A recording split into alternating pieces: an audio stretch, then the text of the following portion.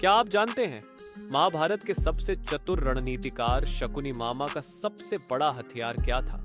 वो थे उनके जादुई पासे। तो आइए जानते हैं महाभारत के रणनीतिकार शकुनी मामा के बारे में। दुर्योधन के पिता धृतराष्ट्र ने गंधार के राजा अर्थात शकुनी के पिता की बेटी गांधारी से विवाह किया।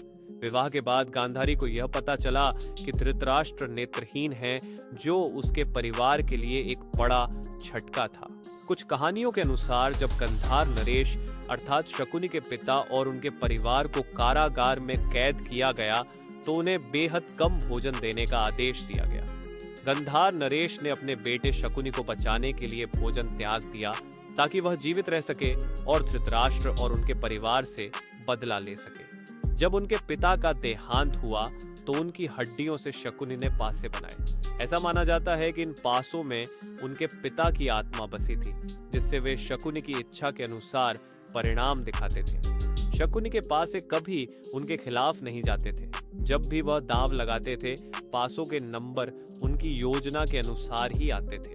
ये पासे दुर्योधन और कौरवों के लिए सबसे बड़ा हथियार थे, लेकिन असल में शकुनी ने इन्हें अपने प्रतिशोध को पूरा करने के लिए उपयोग किया। और यह भी कहा जाता है कि शकुनी इन पासों से किसी को भी धोखा दे सकते थे, क्योंकि पासे उनकी इच्छा के मुताबिक काम करते थे।